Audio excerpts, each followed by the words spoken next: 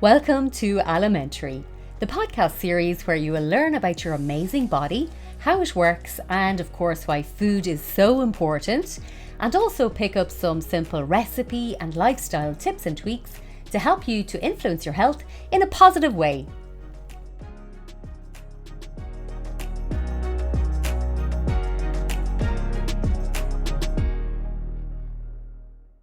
One of the reasons why we need to be more mindful when our goal is to improve our physical health is because, quite simply, what we think impacts our body.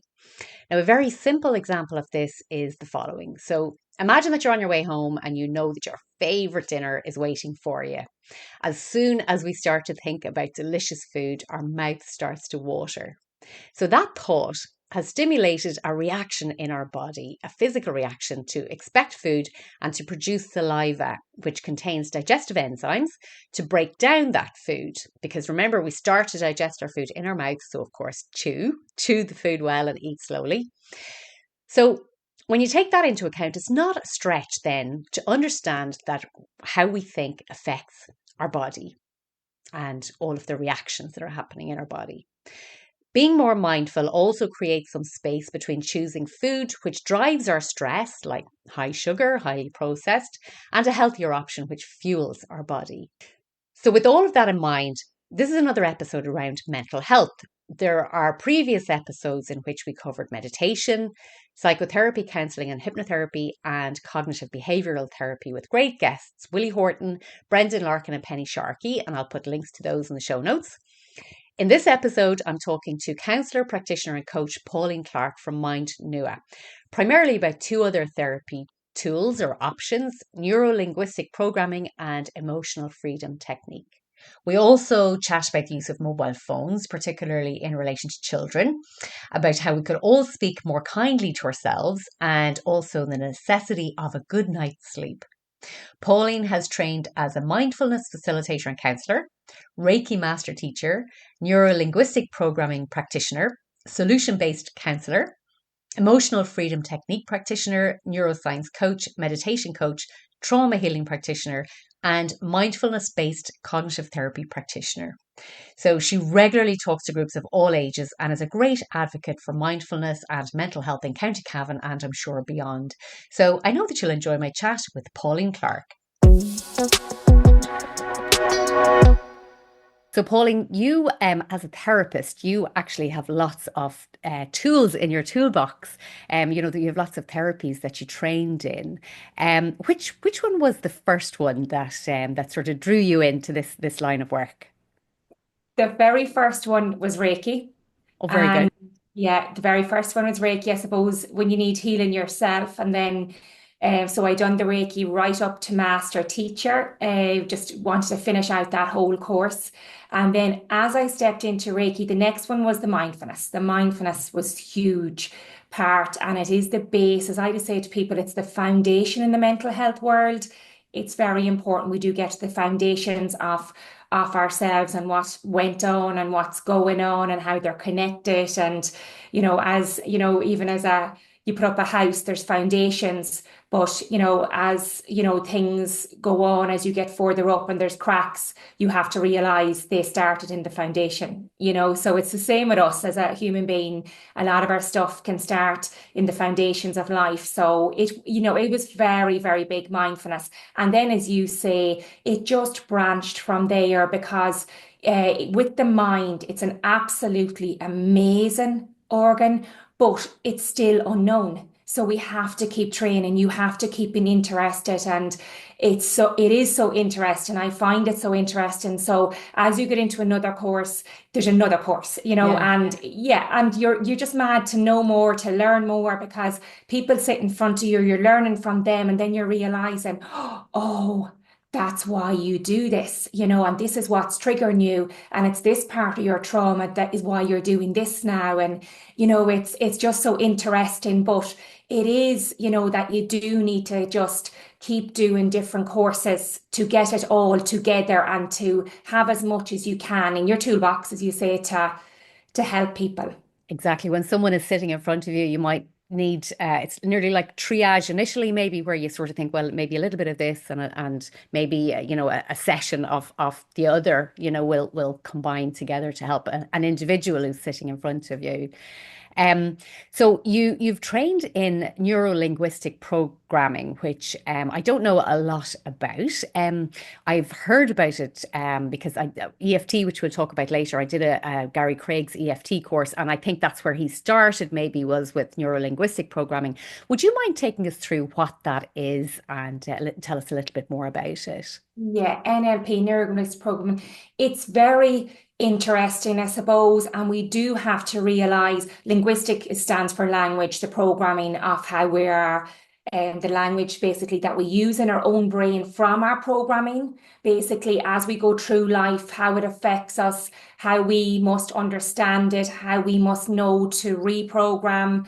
And why, sometimes we get triggered by something somebody says or something they do, but it's back to how we've been programmed. So if you were a young child and a parent constantly, just say you let a cup even bang or fall and a parent screamed at you, even today, making the simplest mistake. And as I said, even as a 40-year-old woman in a workplace and you make a mistake on an Excel sheet, you would prefer to hide that from your boss rather than, own up that you're a human. I've made a mistake. What do I need to do? You'd nearly hide it because you've grown up in an environment and you've been programmed to be scared in that environment, and it goes so wide, but that's just an example. And it does affect every single one of us. And just the foundation of that is when we are born into the world, we're born into the world empty. Every single one of us, our eyes are recording for us when we open them up.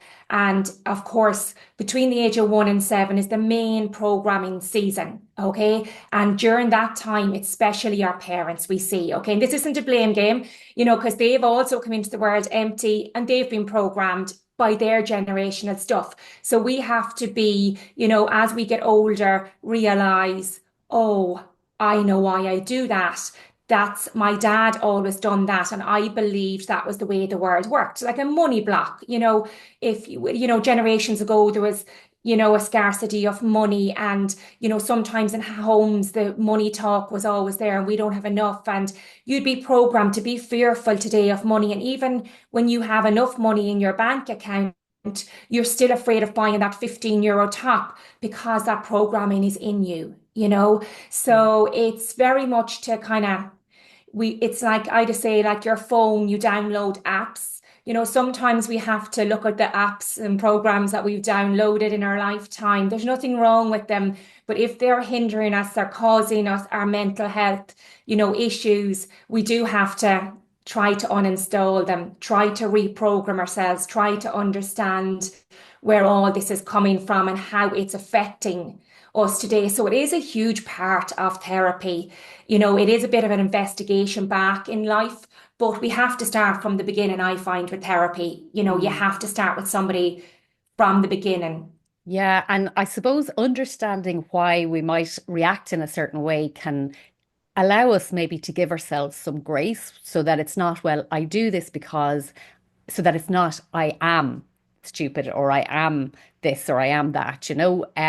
So I suppose the understanding helps to maybe the first step is giving yourself some grace for not being perfect. Oh, absolutely.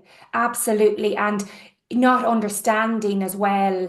I could have somebody come into me and they've accepted the same behavior in 3 relationships, and they might say, oh, I was in 3 relationships. The 3 lads were, so and so. And I'd say, no, no, no. I want my investigation here is you. Why did you accept that behavior, the same behavior from 3 different men? So you are my investigation. Okay, so let's get into why you would allow this. What part of your programming do you think, and then the light bulb comes on that, oh my God, I was a people pleaser. I've always been, learned to, as long as everyone's okay out here, am I even a person? I just keep everyone else happy. And even this can come from dysfunctional relationships, give rise to dysfunctional relationships. So I find when children grow up in a house that parents are not getting along and they're fighting and screaming a lot, a child, like they nearly just put their hands up to their ears because they don't want to hear it anymore. But as we get older in life, we'll accept a lot so that we don't argue, because we don't want to do that because of how we've grown up. And that comes into relationships a lot, with, that element of it. And it's just to, try to get to the person's, as I say, the programming, the foundation, the why, and then, as you say, when they, have a little bit of understanding for, oh my God, that's why I do this. Then they just feel so much better that it's not, they can change it. They can Yes, understand it. They can get better. They can work on themselves. That, as you say, it's not, I am and I'm done. You know, exactly. There is room to change and to grow and to be feel better about yourself. Yeah, that's the Yeah. main thing is to, I do always say with therapy, and thank God we've got so better with therapy in Ireland. It is just, as I say, your eyes record for life. So, you see a bottle of water, your brain helps you understand what it is. Mhm. Okay. The same with troubles in your life and thoughts and stuff. Your brain comes back with answers and scenarios for that. To sit with a therapist, they just, I just break it down, help you understand where it's coming from, why maybe you act, or you allow this to happen, in your life. And it's just to break it down for somebody so they have a different understanding, because when they stay inside their own brain, it's the same answer they're getting. So Yeah. that's all it is, as you say, is for them to realize that they're not broke. There's nothing wrong with them. And this is why, I just say to a lot of people, start off, there's nothing wrong with you. And that's what a lot of people believe when they have to come for therapy, there's something wrong with me. And I do be very adamant to say, there is nothing wrong with you. We just need to find a different way to look at this hard time that you're going through. That's it, you Yeah. know? And so the linguistic part of it, is that where you start by reviewing how they're speaking to themselves about themselves, the words they're using in their head, about themselves and their situation? Or is it more to do with the language that you're going to give them and develop with them to be kinder to themselves? Yeah, it would be both. It would Right. be both. So I'd have to figure out what language they're using first. Do you Yeah. know, that kind of way? What language, why they're using it, and how repetitive that is and how strong they have. We do this with ourselves, repeat, repeat, repeat. And you kind of have to get to know, Lynn, how strong is this, that they're Belief. believing. Yeah. Yeah, and how long is it going on and all of that. Or was it just somebody made them believe this? Because that's very much so. We believe other people's opinions, which is a huge thing, and we run with it and we're confused a little bit. So it's getting to know what language they're using first, Mm. and then trying to help them change that, Yeah. by thinking differently and using that different language in the brain when things happen, that they can, straight away realize, oh, that's why I know this is why I'm doing this. Yeah. I can change this now. And you make a good point there about, that we believe what other people think of us. But I heard a good saying, and I think it dates back to like the 1830s.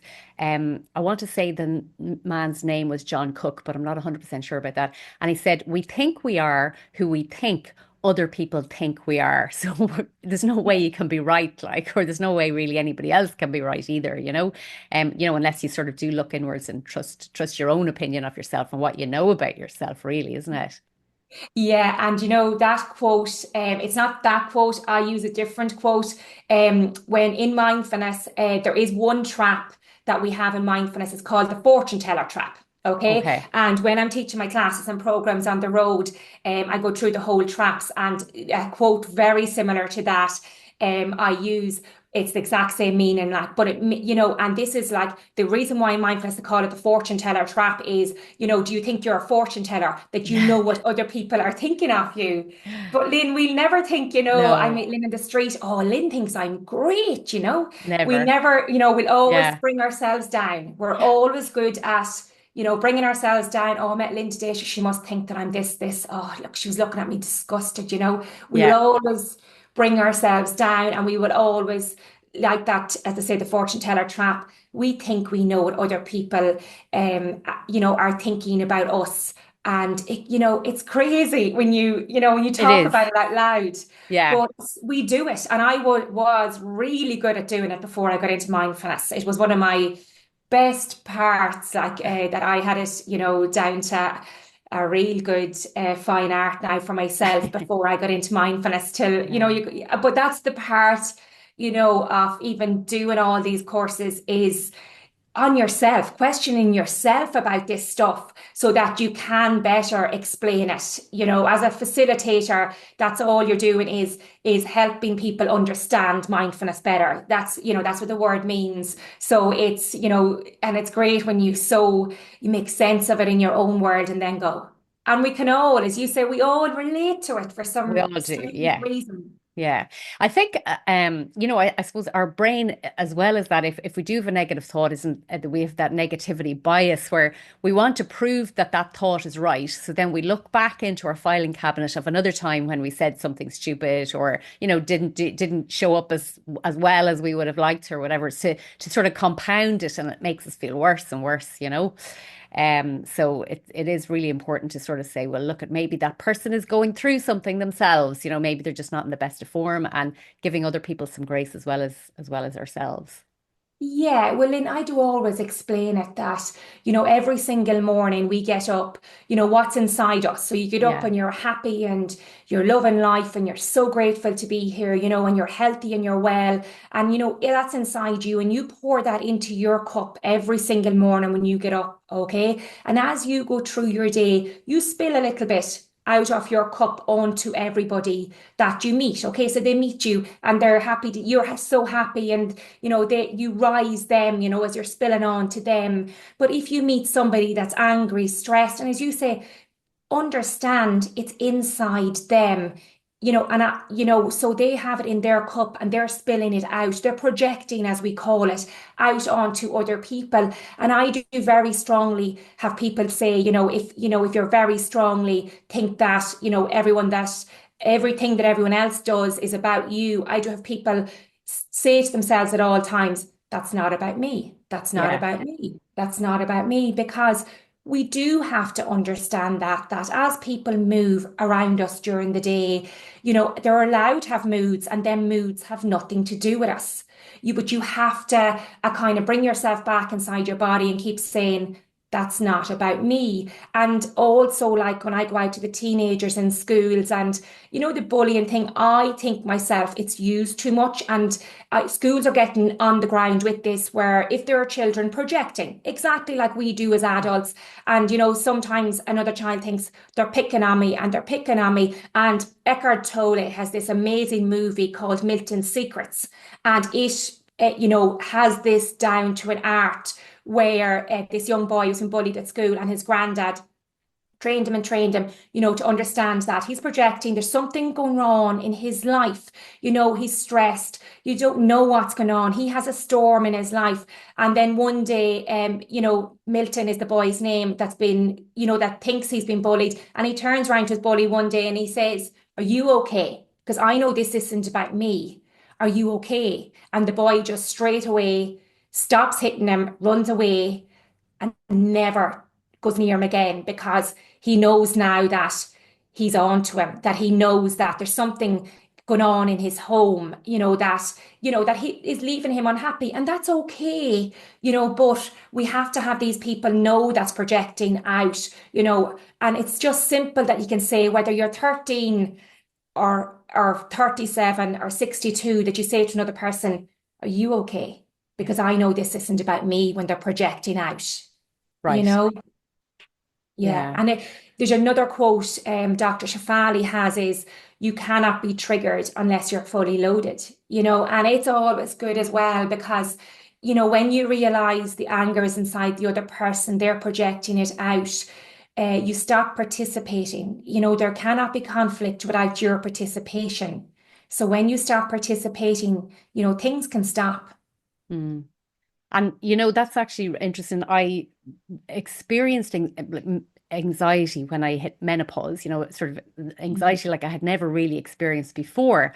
And I'm kind of glad now, obviously, you know, when I'm through it, it's easier to say that, but because I can have empathy more for people who have this kind of anxiety, Um, but it was like that where I just realized that there were certain people who they didn't change, but my reaction to them had changed. I wasn't, Yeah. things were annoying me where they didn't annoy me before, and that person hadn't changed. So I think that illustrates that point, is that, as you say, I was obviously fully loaded with hormones and all sorts of things going on, and whereas I hadn't been triggered before, I was getting triggered, so that's actually a really, really good saying, a really interesting point, and definitely, something to remember, I'll Yeah. always think about, well, why am I reacting? Instead of focusing on the other person and what they did or didn't do or say or whatever, why am I reacting to it, really, isn't it?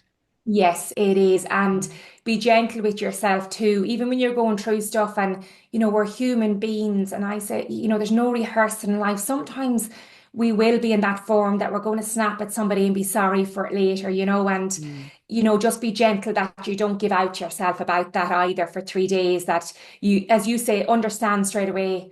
Why was I snappy? What made me do that? Like what, triggered me to be like that or say that in that mm, situation, but, as I say, the rule I have with things in the past is I have learned, I now know, and I will know for again, yeah. and it's, we're always learning, and it's nice just to be gentle on yourself, as you say, especially in times of anxiety. And everyone goes through stages like of different things that we will. And it's just, if all of us know, Mm, if we are all in the same wavelength, that we know, okay, I wonder, is Lynn okay? She doesn't usually be like this, yes. rather than, take it wholeheartedly that that's it, Yes. if we are all on the same wavelength, it doesn't leave that as bad as it Yeah, seems. exactly. And then, so with the EFT, the emotional freedom technique, would you use that maybe in tandem with the NLP when you're trying to sort of embed that new language? Or actually, sorry, would you mind explaining the EFT as well for listeners who haven't heard about it before? Yeah, EFT, emotional freedom technique. Okay, so we have 9 energy systems in the body. One of them is the meridian system, the meridian energy system. So it runs both sides of the body replicated. Okay, so most people will have heard of it as tapping. Okay, Yes. it's tapping. There is huge science behind it. There's huge work done all over the world. There's tapping stomachs. There's loads of YouTubes on it. It can be it's a really good system. There is now, if people listening want to Google, there is a pattern, that I actually use. I use it when I'm out in my schools, actually, with all the students. I give them I do it with them in the class, and then I, let them bring home with them the actual, the tapping points that we know, but it can be used more widely. Like there's a lot of wide use to it, but it is the main. So you tap on the meridian system, basically on different points of your body, and you program into yourself, as for there is a line that we use, okay, and it's, even though I had, and we use the word had, okay, so even though I had anxiety, I now I'm after losing my Do, words. do you Even use deeply and completely accept myself, or do you use a Yeah, different? Yeah. I Yeah. unconditionally love and adore myself. Yeah. So I will say, even though I had anxiety, I unconditionally love and adore myself. And you say that 3 times as you tap on these different points. And on the side of your hand, it's very interesting. There's a point called the PRP, psychological reversal point. So even by tapping on the side of your hand like 30 times, that calms the body down. Okay, so this is a very good technique that I would use with students in a classroom base, where if their anxiety rises or any other emotion in the body, they can do it under the desk, and nobody needs to know until they get themselves calm, and then they may be able to get out of the classroom or whatever. But yes, on a daily basis, this has helped people in the world, get rid of so much fears, especially fear of a dog. As I said, when we're born into the world, we were only born in with 2 fears: a fear of falling and a fear of a loud noise. And then we get all these fears. through programming of other people. So a lot of people use them for fears, like fear of a dog, fear of a spider, fear of public. Different. People use it to stop smoking. People use it to stop drinking. There's huge results from it. Now, to tell you the truth, in my room, at private one-to-one, I only use it an odd time. There is people that will come specifically for it. I will always introduce it. If people are coming again and again, I will always give them the template and do it with them in the room. So I think it has to be done consistently. And maybe as and when the emotion arises, you can Yes, show someone, but if they're not feeling that feeling in that moment, it doesn't have the same, it doesn't clear it. They have to be sort of feeling it for it to clear it, doesn't it? yes, and they get used to saying that, even though I had anxiety, I unconditionally love and adore myself. Because the main thing is, and you say it there, is that we love ourselves, even with whatever this body is going to go through in life, this body and mind, we do remain the same, but we must keep loving ourselves back to health, and so this is the reason why you say, even though I had. So you're making the mind believe it's gone, and you tap that in all the time into your body so that you're confirming to your body it's gone. I had it. And Mm. it's at the beginning, you are supposed to, rate whatever it is your fear from 1 to 10. And as you tap and you finish your tapping, then you feel how much lower on that ladder you're after going. But as you say, it's important. I definitely bring it out to all my talks, with women and students and that. I think the students love it. Yeah. The students love it, and it's something they can use. And as you say, you can do it with them, but then they need to use it when they need it. And even sometimes, I do always say to people, even with breathing techniques, the same as E.F.T, we don't learn to drive a car in the M50. Please use it before you get into the stressful situation. Do your Yes. breathing during the day, do your tapping, even when you're not in that big high, anxiety rush. And then when it does happen, you're right there. The body's right there in autopilot, ready to use it. Yeah, Okay, so it's the muscle memory's been established yeah, and yeah. Yeah. exactly. Yeah. That, try and do these things on a daily basis. Same as Mm. exercise, do it on a daily basis so you get them results. So with the techniques, if you do them on a daily basis,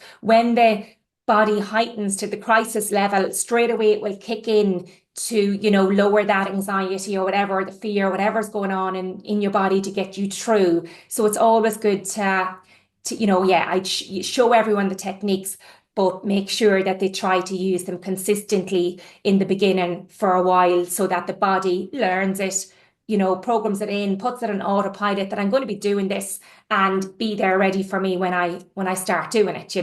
Well, that's really good. I know that you give talks for like all age groups, but you've mentioned the students in the schools there. Do you think, I know it's sort of widely reported that anxiety is higher in our kids and teenagers especially than it's ever been. How are you finding it out in the schools, Pauline? Would you agree with that? Yeah. And I was listening to, I don't know if you ever heard of Dr. Gabor Mate. He's Yes. really amazing to trauma. And, he explains it, and it is heartbreaking to say it out loud, but he Yeah. explains that we have a new baby, okay? We're all born into the world. We need oxytocin from our mammies. We need this love hormone. Even when people say to you, leave your child down, you go, that's not how this works.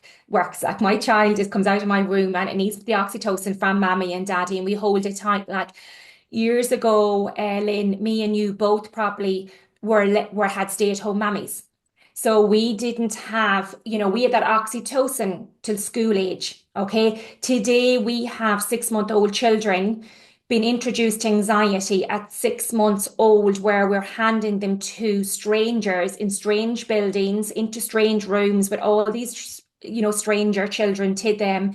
And they're crying and crying. And that's the anxiety. That's how a small baby shows us, I'm anxious, please help me. And we leave them there, and we do it again and again and again and again. And, that is hard. It's hard to, it's hard. Mothers shouldn't feel guilty for this. It's the way of the No. world. If there's financial pressures, we shouldn't feel guilty for it. But we do just have to understand it. And I do always say to parents, then for some reason, if we didn't get activities when we were small, then the parents of today are filling out the activity sheets. Whereas these small children, they're not getting oxytocin during the day from us. And then all of a sudden, as soon as we meet them in the evenings, oh, here we go again, throw them to more strangers, and all they want is to be at home, and they need that flow of the oxytocin. It is so, so important for children and for mammies and daddies to have it. But, the children are losing out on it. And it's one of the hormones that's definitely been affected in the smaller years, that the anxiety then is trained so well. It's trained, like we talk about the E.F.T. Once you program it in, it's an autopilot. So this anxiousness now, is an autopilot, and it definitely seems to be related back to that for me when I see kids, they just are crying out for a comfort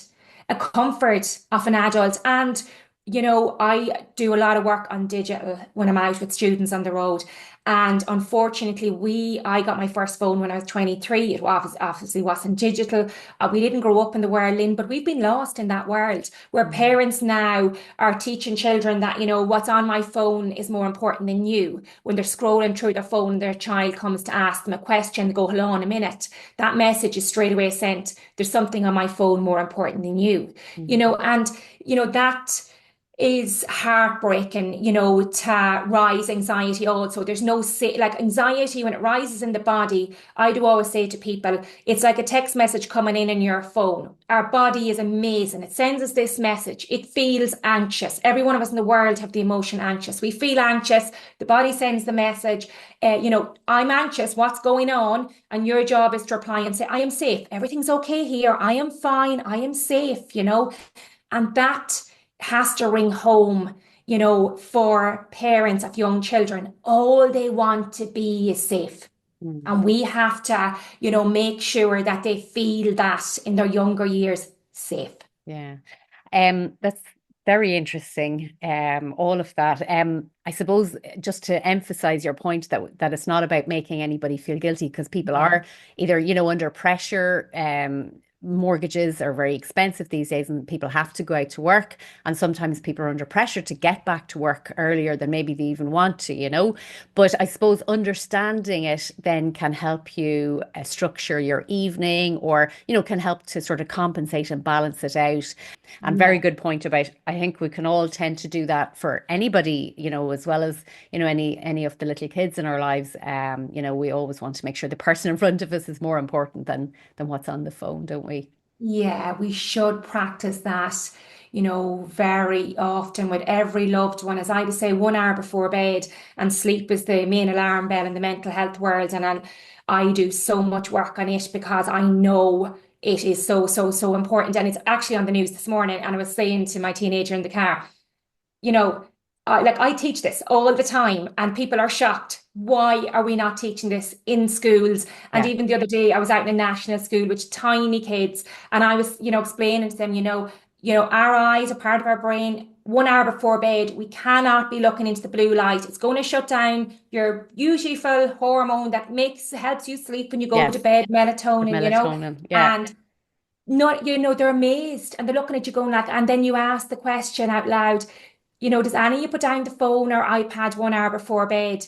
And you get the heads just nod. And it's not a guilt. It's like, that's Mm. okay. Do you think you could do it now? Like, and this is it. We're only learning. And until you have children understand, and I would always say to, teenagers, kids, anybody of any age, it will make you feel better. So it will Mm. not make mommy feel better, or daddy or the teacher or me. You will, you need to start maximizing your health. This world is full of illness. We have to understand that, like, we live because we sleep. Sleep is our Mm. healer. We're going to have to get better on the ground with that element of our health, and but the digital is the Yes. huge part in the sleep, as well as, so I just say to them, put down the phone for 1 hour before bed. And I just say, and guess what?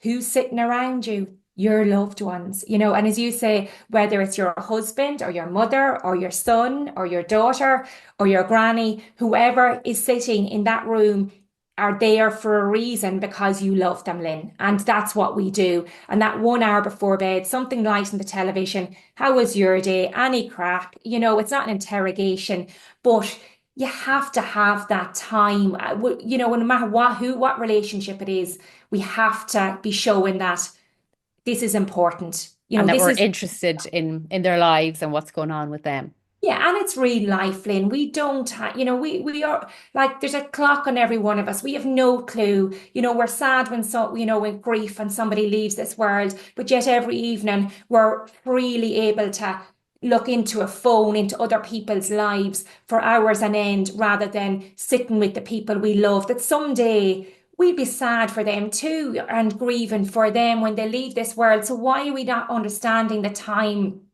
is Mm. so precious, like, Mm. Yeah, and it's that's only lovely. when it happens, I suppose, that everyone goes, oh my God, I didn't, think. And it like, as I say, the conveyor belt of years ago, Lynn, of people, when we were children, grannies and granddads died, that's not the way it is today, Mm. and it never was. There was car accidents, there was different elements to take young people. But today on the ground, me and you both see it, Lynn, it's so prevalent that, you know, as my husband to say, they're taking them off every shelf. Yeah, I And it know. It's is, so true. Every but age group. time is Yeah. so precious. Time is Yeah, so precious. it is. We need to be spending it. And that goes back to what you teach, mindfulness. I heard a statistic where say 97% of the time we're actually either thinking about yesterday or worrying about tomorrow. So, oftentimes most people are just 3% of the time like present in their lives. And really what you do training mindfulness, Pauline, is training the brain to be in the present moment, really. Yeah, 100%. And Lynn, even when you say that, right? When I was training in mindfulness, the studies on the brain show that our mind wanders 47.5% of the time. Okay, Right. that's the percentage. But because of digital, we're up in the 90%. Okay. Okay. The study is the digital has brought us up to that percentage, because you have to understand, yeah, it's so important that, as you think of now, and as you sit there, and if you could for a moment keep your mind with your heartbeat and your lungs, your amazing lungs that breathes up to 20,000 times a day for you, if you could keep your mind with that, with the rest of your body, there's not much stress and worries right here, right now, but not unfortunately, the mind is amazing. It will take us places to very far away, the past, the future. It's great, but like we're dreaming. We're dreaming. We mustn't get into the big stress and the big worry and realize, I do have a lot of people push their toes into the ground and go, where am I? Because we need to do that a lot of the time during the day to realize I'm not where my mind is bringing me. I'm here.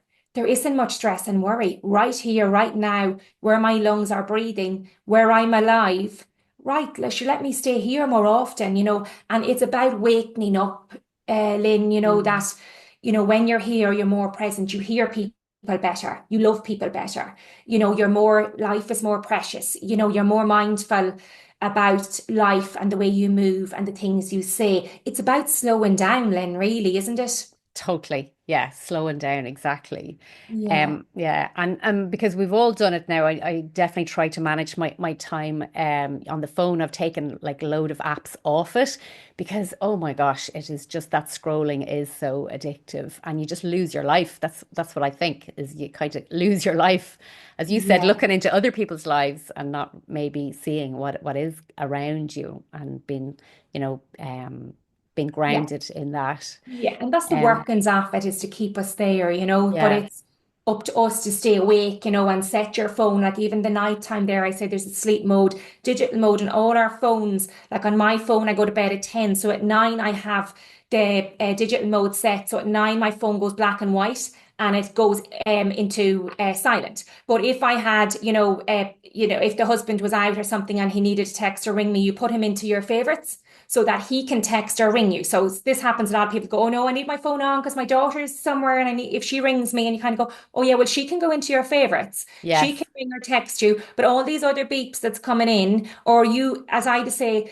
the internal trigger now of checking the phone when it's not beeping, that internal trigger, when you lift the phone, then it's black and white. So then it teaches you, put it back down, and we need this, Lynn. We need these little things that go, when you lift your phone and it's black and white, it means put it down, Yeah. It's little hacks, isn't it?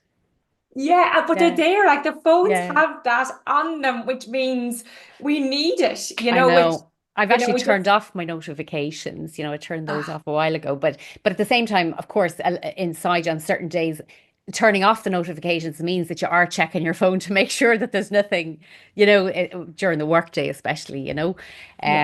Yeah. So look, it's finding how you can reduce the attachment to it, isn't it? Yeah, and it's Yeah. also, Lynn, when you talk about anxiety and it's the simple understanding of, our eyes, the only part of the brain outside the body, and they record for us at all times.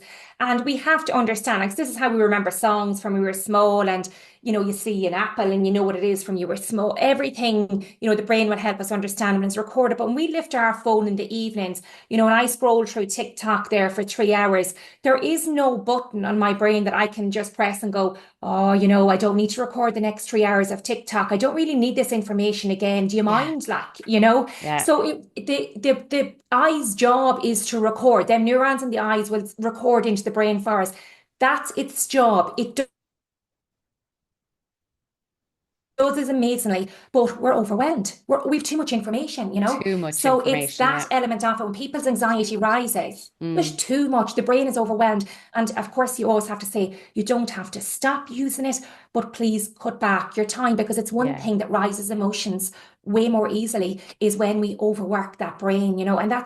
it's a simple way of, And you're filling your hard drive up with information that you didn't actually ask for. So I've been trying to, there's a couple of clients where I've been suggesting, if they're a bit attached to their phone in the evening, listen to a podcast yes, instead of scrolling. If you have to have the phone in the room, if you have to have that noise, listen to a podcast. Like there's lots of them that have stories or whatever, but you're yes, listening instead of looking at it. So yes. it's different and it's something that you've chosen as well. Yeah, Um, information that you're yeah. interested in. Yeah. Yeah. So yeah, so it's definitely and it has all happened in such a short space of time, like say the last 10 years, that I think it's just caught us all off guard, really, isn't it? Yes, it has. And look, we can't be, yet again giving out to ourselves and just Exactly. start today. Start Yeah. today, make your changes, be Yeah. consistent. It's Everything's in your power. This is the thing, we can yeah, change. exactly. And it's only the next thing you do is what's important, not what you did yesterday. Do you know? Yeah, Yeah. you 1% better every day, Lynn, and you Yeah. must keep, we're going moving forward. So you must promise yourself that you work on yourself. You're the main project. You're the Yeah. project, as you said, not looking into everyone else's lives. They're not our project. Yes. I'm the project. Let's Yeah. work on me, and everything gets better. Then you step back inside your own body, and the world gets calmer and less stressful. Oh, that sounds like super advice, Pauline. I know you're a bit tight for time, so thank you so much. That has been such an interesting chat and really, really helpful. To hopefully, encourage people to focus on some mindfulness as something that's really, as you say, foundational to our mental, and it has obviously physical impacts on our health as well. Yeah, absolutely. It's connected, It's mind and all body, connected. Lynn. Yeah. Thank you so much Exactly. for having me. It's Not at always so all. great to chat. Thank you You so much. too. Thanks, Pauline. My thanks again to Pauline for her time, and I'll put her website details and contact details in the show notes. So, the store cupboard staple for this episode is rosemary. Now, this fragrant herb is actually a member of the mint family. It's evergreen and it grows really easily, so even I can grow it. And its flat leaves look like little flat pine tree needles. It does have small purple flowers, but it's usually the little leaves that we eat. It originated in the Mediterranean region, but is now grown all over Europe and in North America. Back in the day, in ancient Greece and Rome, it was used widely as both a culinary herb and natural medicine. So, one of the benefits that it has traditionally been used for is to strengthen the memory. And in fact, in ancient Greece, when people were studying, they used to carry sprigs of rosemary with them and even put them in their hair to help their memory. Another way in which they used rosemary was as part of burial ceremonies. So that they would throw sprigs of rosemary into a grave as a symbol that the person would be remembered, and I think that's really lovely. In England, rosemary was used in wedding clothes and wedding gifts as a symbol of fidelity. So I don't know, I guess people needed to remember that they were married or be reminded.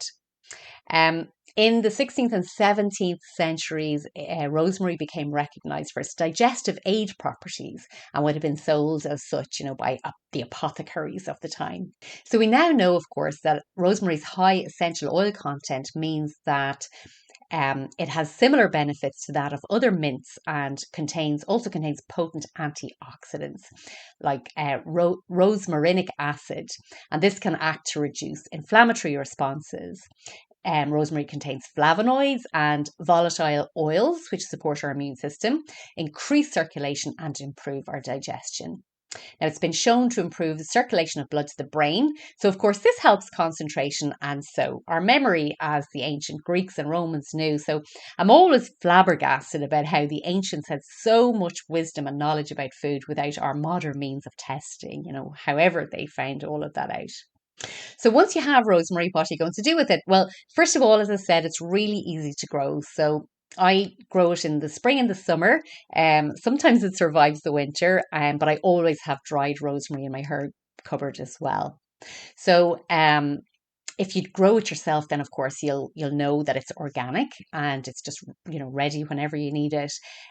Just wash it well and tap it dry. So generally you would remove the leaves from the thick stem, unless you wanted to add a sprig of rosemary into a stew or a casserole, and then of course leave them on the stem. It's definitely my herb of choice when I'm roasting any vegetables, including, my roast potatoes. So just sprinkle across the veg with some olive oil and sea salt and a little black pepper, and it'll just be absolutely perfect. That being said, it's also great on meat, but I suppose particularly maybe fish and lamb. Now, you could also make a dipping sauce by blending a 1/4 cup of fresh rosemary leaves, or less if dried because it's more intense, and just blend it with some olive oil and a pinch of sea salt and black pepper. So that would be a lovely dipping sauce, if you had a really nice sourdough bread or something. So hopefully there's enough information there to encourage you to add some more whole foods into your shopping trolley this week. Thank you for listening to today's episode.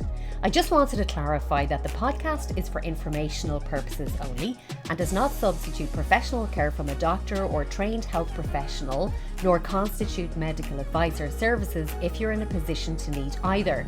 However, if you found it interesting, you can subscribe to make sure you don't miss future episodes, or sign up for my newsletter on lynsharkeynutrition.ie.